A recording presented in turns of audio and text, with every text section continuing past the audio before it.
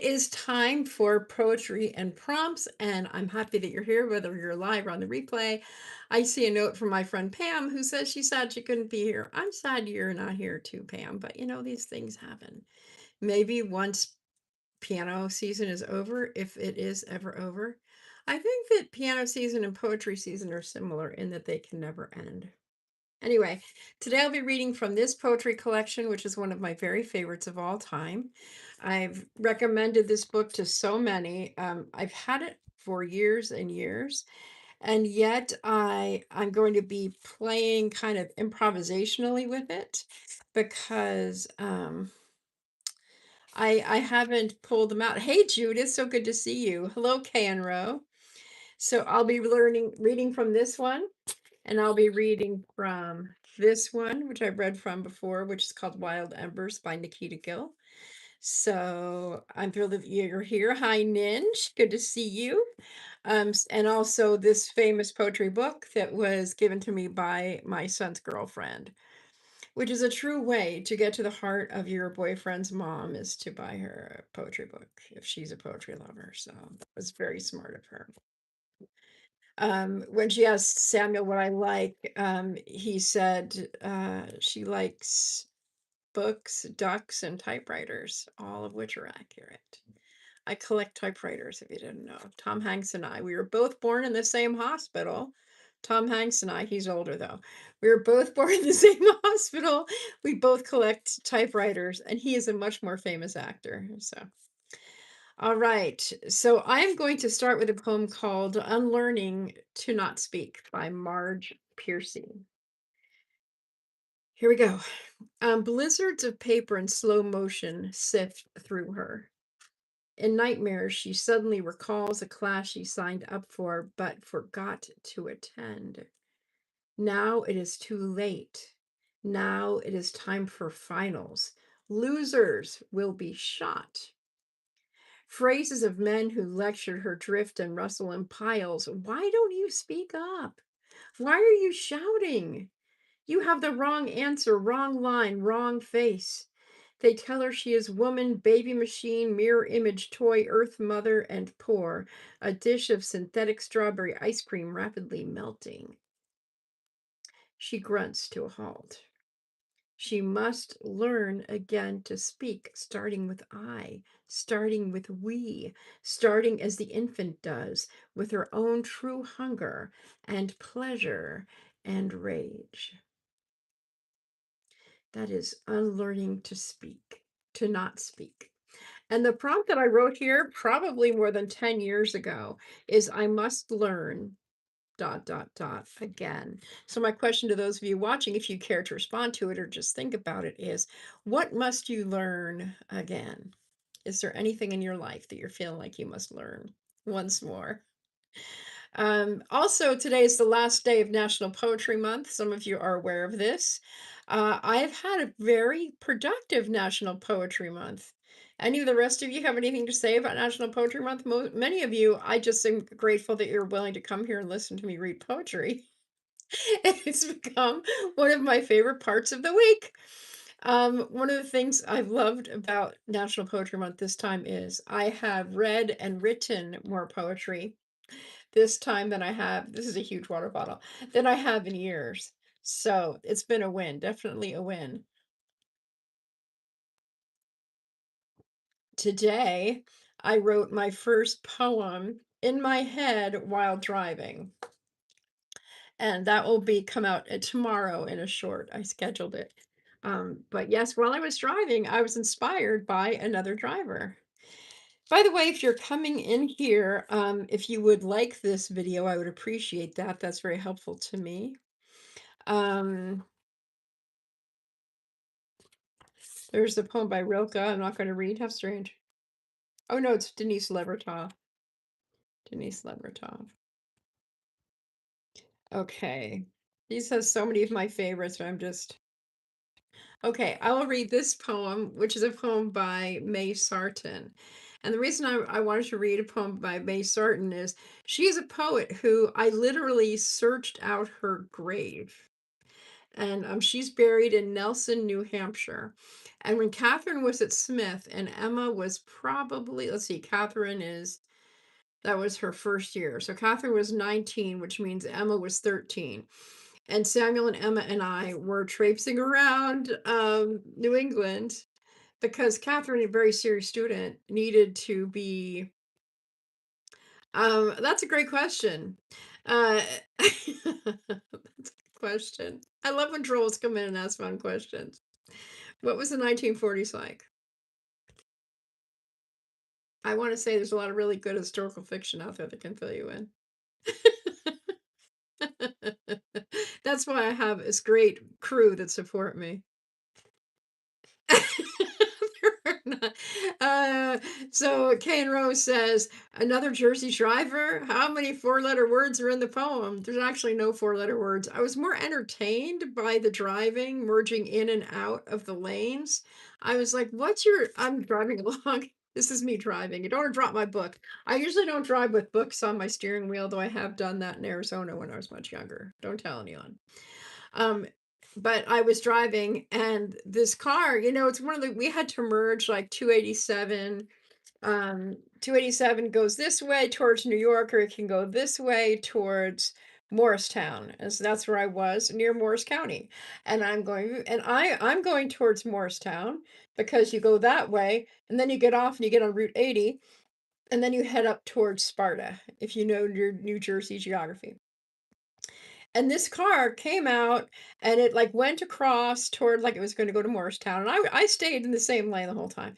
And then they're like, no, I'm going to go towards New York. No, I'm going to go over here towards Morristown. No, I'm going to go over here towards New York. I found it entertaining. And so that's what I wrote about because I really got curious about the driver. They weren't totally erratic, they were just confusing. So, anyway.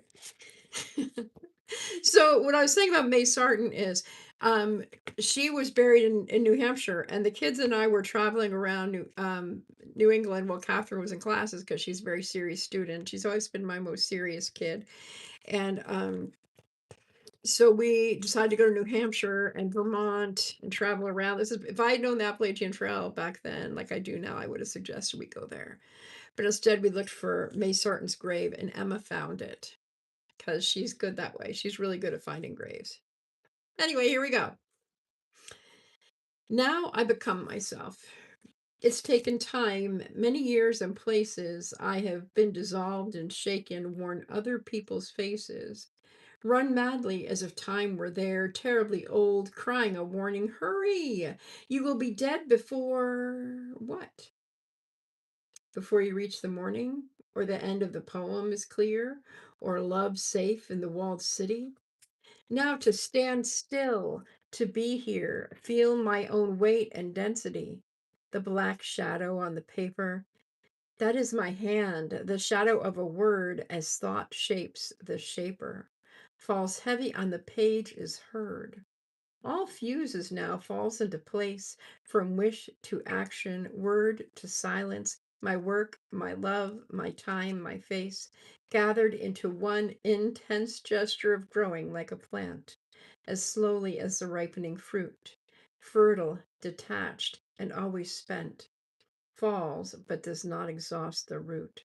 So all the poem is, can give, grows in me to become the song, made so and rooted so by love. Now there is time, and time is young. Oh, in this single hour I live all of myself and do not move. I, the pursued who madly ran, stand still, and stop the sun. I don't know if any of you heard Walt Whitman in that, but I definitely felt Once Upon a Time Jersey and Walt Whitman in that poem. I don't remember ever reading that poem, but I really liked it. I really enjoyed it. It was so stream of consciousness too. It was almost a little bit of beat poetry in there. Okay. Okay, so we'll read some Mary Oliver because recently Kay and Rowe mentioned to me about Mary Oliver in a documentary. I believe it was a documentary. Okay. I don't have the poem that she was in the documentary not in front of me, but I do have her book Devotion, but it's in South Jersey. The That's a really good collection. If you're a fan of nature poetry, Mary Oliver's collection Devotion includes several of her books on one.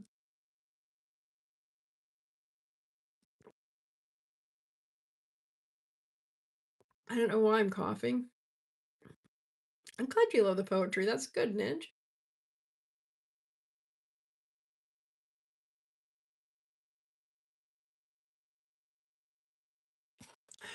My throat is my throat is throating. Okay, so here's Mary Oliver, who wrote The Journey. This is one of her very famous ones too. You may have seen parts of this poem quoted. One day you finally knew what you had to do and began, though the voices around you kept shouting their bad advice, though the whole house started to tremble, and you felt the old tug at your ankles. Mend my life, each voice cried. But you didn't stop. You knew what you had to do, though the wind pried with the stiff fingers at the very foundations. Though their melancholy was terrible, it was already late enough, and a wild night, and the road full of fallen branches and stones. But little by little, as you left their voices behind, the stars began to burn through the sheets of clouds, and there was a new voice, which you slowly recognized as your own, that kept you company as you strode deeper and deeper into the world, determined to do the only thing you could do, determined to save the only life you could save. Thank you, Ninj, for deleting that one. That last poem or that last comment distracted me from reading, so I appreciate getting that for me. The other thing that I meant to say that I forgot in Unlearning to Not Speak. Have any of you had that dream?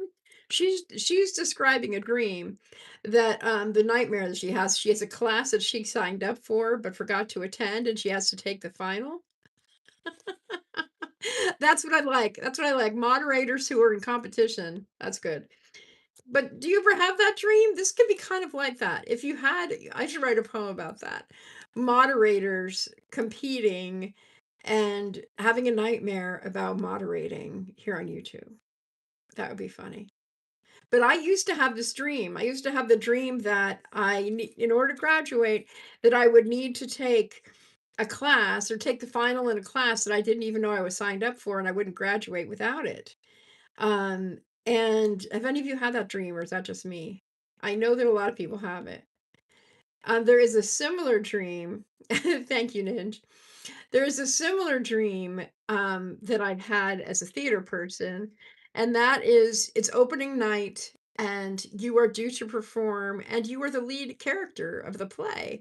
But unfortunately, you've never been to a single rehearsal. You don't know what the play is about. It's like I think it's called The Actor's Nightmare, and it's just like that other dream. So it's interesting how dreams can pop into our subconscious. That's where they come from and attempt to give us a message. Okay, let me see if I can find. Okay, we'll find some good stuff from Nikita Gill. She is very good. Um, but she also writes a lot of like trauma poems. I do not want to read a trauma poem. Okay, all right. Oh, here's another poem about unlearning, but we won't read that. We'll read The Well-Spoken Heart. Hi, Judith. You had that actor's nightmare? I didn't know you're an actor, Judith. You every time I bump into you, you surprise me in all the best ways. So, this is called The Well-Spoken Heart. I've also had a similar theater dream, except stage managing. No, I don't stage manage very often. And if I was the stage manager, I have to really like you. Because for those who don't know, the stage manager is really the boss of the show. And the stage manager is the one in charge. The stage manager walks around keeping track of everyone. The stage manager is the one who calls the actors and says, "You're 2 minutes late. Where are you?"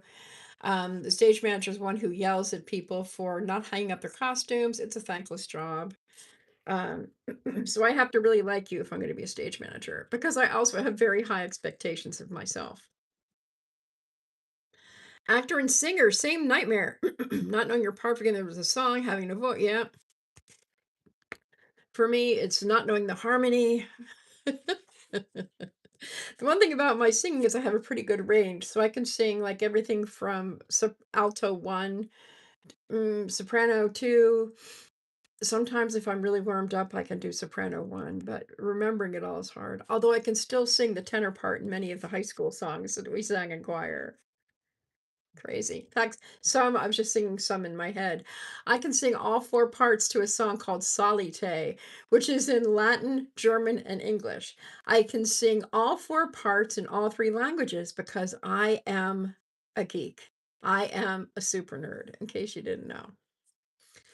Anyway, this poem is called The Well Spoken Heart. The less you listen to the whispered words of your gentle heart, the more you choose to ignore it. The more you build the kind of wall around it that no one can climb to hold it. Instead, listen to what it wants and let it tell you what it needs, and you will find it growing roots and thriving when you plant these mystical seeds. So listen to the whispered words of your gentle heart. I did that yesterday. I listened to the words of my gentle heart, and I'm so glad that I did. That's Nikita Gill, the well spoken heart.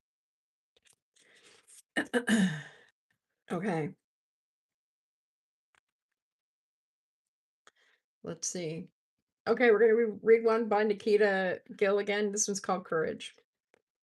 Courage.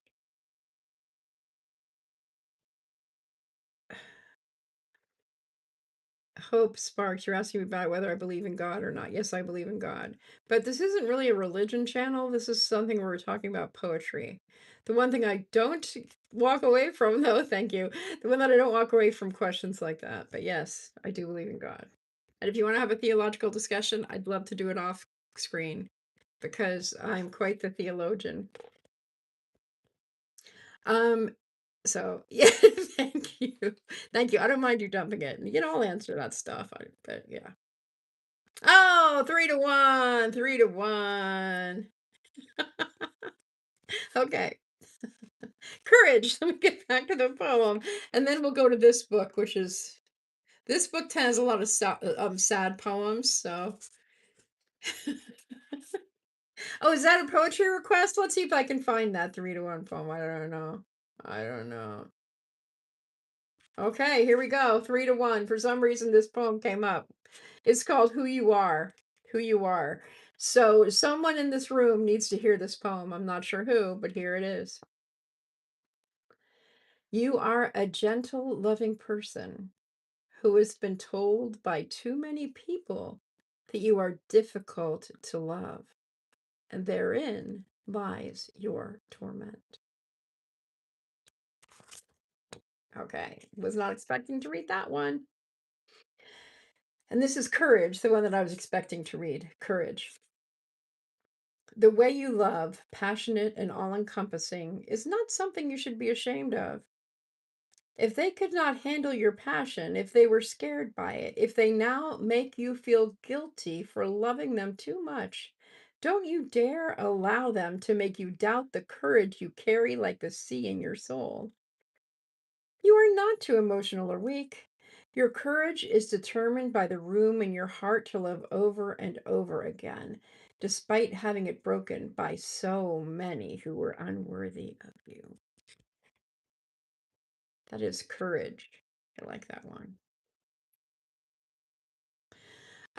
Different, slightly different topic, but funny anyway, I think.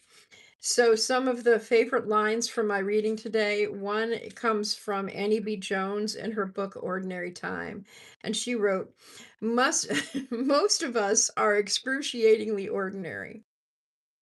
You like that one, the courage one? I do too. I do too. I was thinking that, okay, so let me, since Judith mentioned it, um, I'll read it one more time.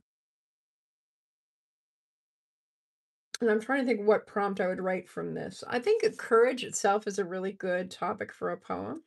So I'll just read it again. And I read that cold.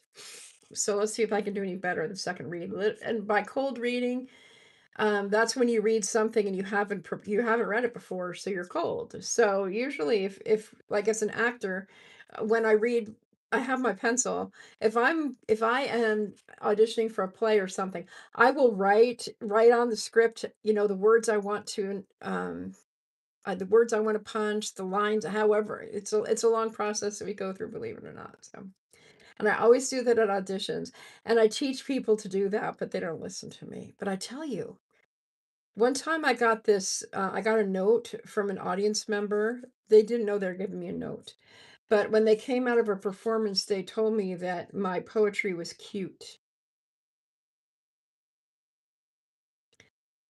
Those are fighting words. A poet like me does not want to hear that her poetry is cute.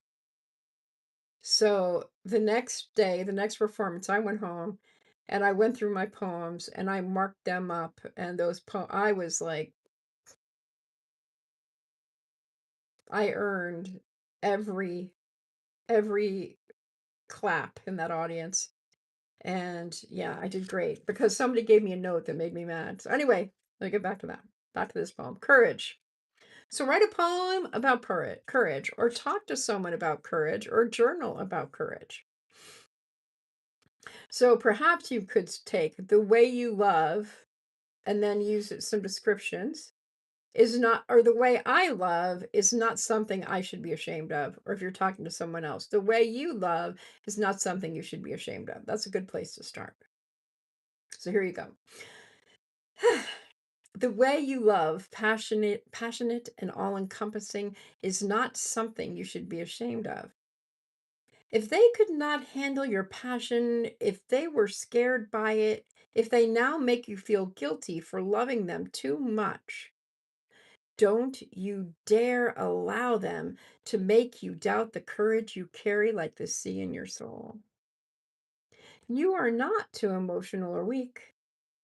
Your courage is determined by the room in your heart to love over and over again, despite having it broken by so many who were unworthy of you. I agree, Judith. That's a great poem. Ah, oh, that's very interesting, Judith. I appreciate you saying that. Maybe her mother tongue is not English and she lacks vocabulary. So cute was was the word she knew best. And you're probably right because she was probably trying to think of a compliment. You're probably right. Even if English was her native tongue or her mother tongue. Yeah, but I was going to say it's different to have a language that can speak critique well too. And that, in a way, was a gift to me. That was a gift to me, that compliment.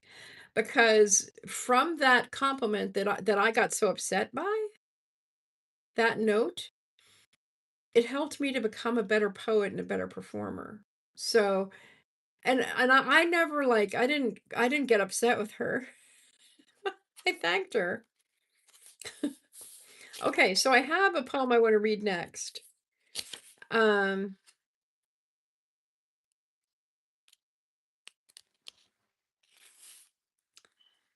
okay, so we're going to read like three more. The first one is we're going to read Desiderata by Max Ehrman because my dad bought my mom that poem on a big poster when I was a kid, which seemed so contrary, but I'm thrilled that he did. And then we're going to read On Joy and Sorrow by Khalil Gibran, which might be something you all recognize. And then we'll read an Emily Dickinson poem. It's very short. And we'll close with My People by Langston Hughes. Okay. Some of these are very familiar, some I've never read. So here we go. Desiderata by Max Ehrman. I think is how you pronounce his name. Go placidly amid the noise and haste, and remember what peace there may be in silence. As far as possible, without surrender, be on good terms with all persons. Speak your truth quietly and clearly, and listen to others, even the dull and the ignorant. They too have their story.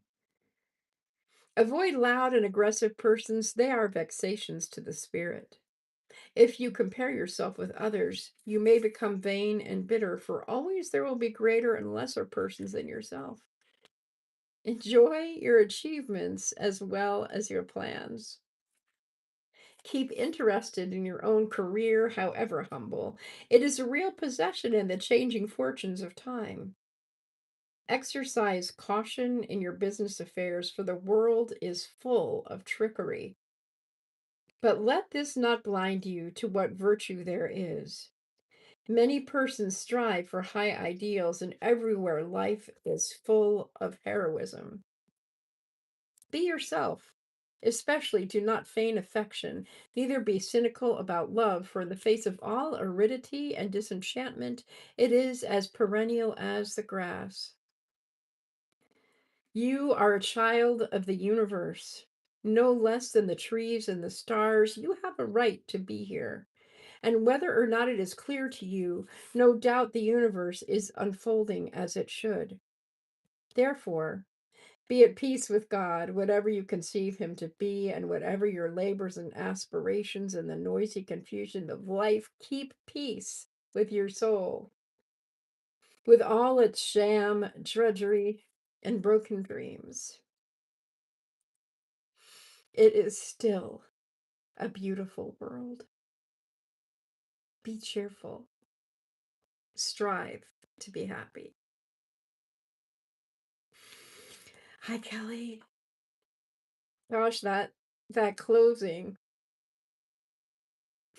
it's like it hit me. I mean, I remember that line, but it's like I had forgotten, and it just feels so right for today. Especially after the you are a child of the universe, you are no less than the trees and the stars, you're right to be here, be at peace with God.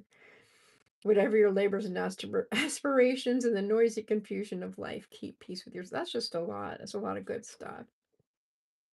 This is pretty cool because 2 people on this live are people who I just met recently. Isn't that fun? I met in person both Kelly and Ninj. So it's really good to see you both here live today. And I also, of course, met Kan Rowe. So I hope I get to meet the rest of y'all soon. All right. We have 3 more poems. This first one is by, we're going to go longer than usual. Sorry about that. Khalil Gibran on Joy and Sorrow. This is another famous one. Then a woman said, "Speak to us of joy and sorrow." And he answered, "Your joy is your sorrow unmasked. And the self-same well from which your laughter rises was oftentimes filled with your tears. How else can it be? The deeper that sorrow carves into your being, the more joy you may contain. Is it not the cup that holds your wine, the very cup that was burned in the potter's oven?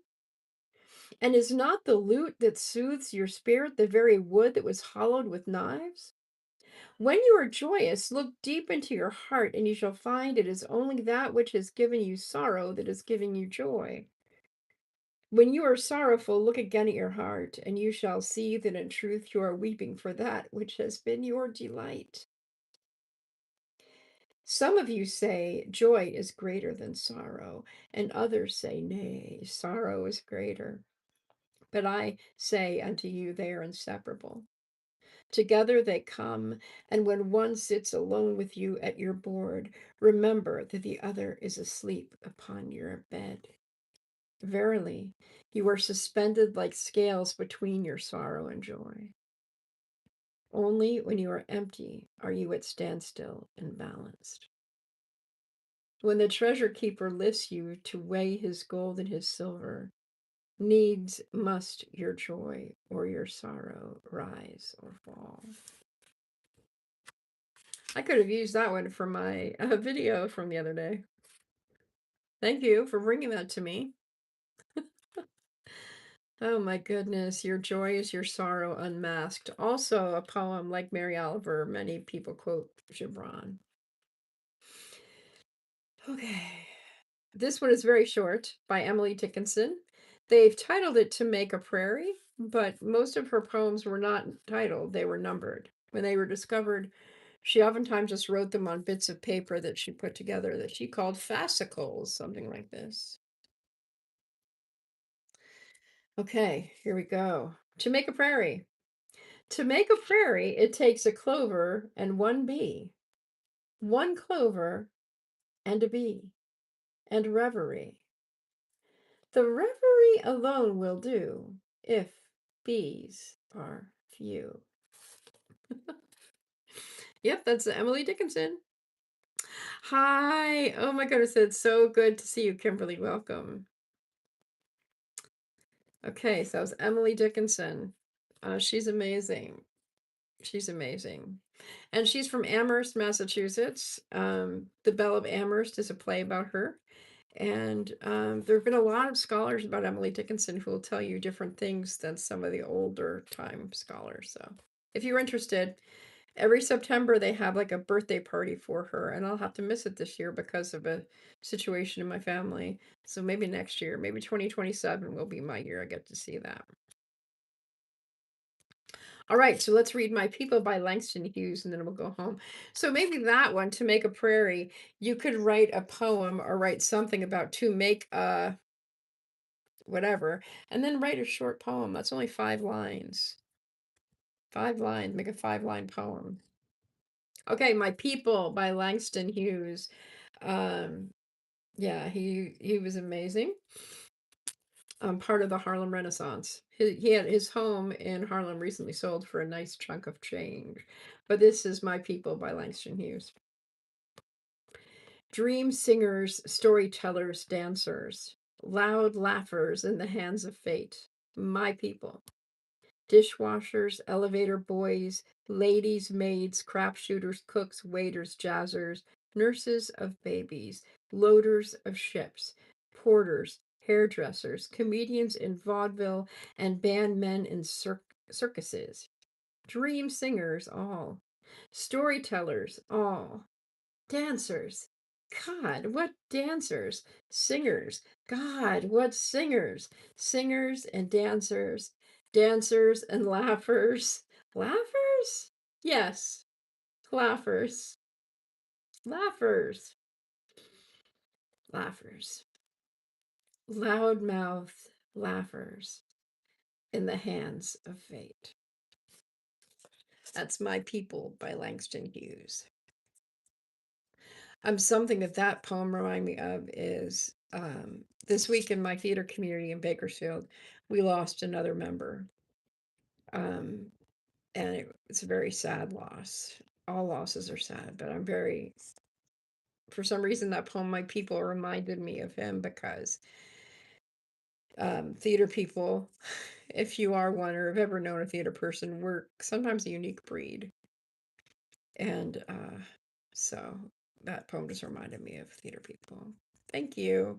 This is someone I hadn't talked to. I hadn't seen in person or I talked to since before the pandemic. He moved to Tucson. I moved to New Jersey. But he did give me my first big directing job. So when I was talking to Emma, my daughter texted me yesterday and she said, "Have you heard, did you hear about?" And she said, "How are you?" I was like, I'm totally fine with it. He had had a rough last few years, so it wasn't that it was unexpected. It wasn't that it was expected, but it wasn't unexpected. And I said, what I'll always be remember him most for and be the most grateful for from his life was that he gave me the job to direct Miracle on 34th Street, which was an incredible experience. I still talk about it, and the people who were in that show are still, we have like our own little secret passwords and things. It's really, really a blessing. So, um, I've had a lot of losses. Yeah, it is a really nice memory. Really nice memory. Um, yeah, maybe one of my cast members from that show, Miracle, he sent me a picture. I guess he was cleaning out like his stuff from from theater life. And he sent me a picture of us on stage because he played Howard and Picnic, and I played Rosemary. And Howard and Rosemary and Picnic end up getting engaged and getting married. It was one of the few, romantic roles that I got to play. And the funny thing is that Rosemary basically insists that Howard marry her after a drunken interlude. It was just such a great, fun character to play. Anyway, nice memories, sad moments, and yet, he did have a life well lived. He influenced people in the best kinds of ways. And, that's a good hope and a prayer to have, to influence people in good ways. So thank you all for being here tonight. Sorry I went over my usual time. I know that there are lots of other places that you could be tonight, and you chose for whatever reason to be here for half an hour. Tomorrow morning at 8:30, like bright and early, I'll be here as well. And this is the last day of National Poetry Month. Tomorrow starts National Meditation Month, and I'm going to do something wild and crazy and combine the two. So stick around, watch and see what's going on this month of May. It's going to be a great one. So thank you all, and I look forward to seeing you next time. Have a good night.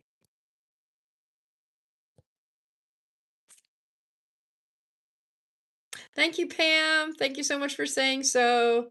I appreciate that. Hi, Dana. It's good to see you. We'll see you all later. I hope you can still hear me. Okay.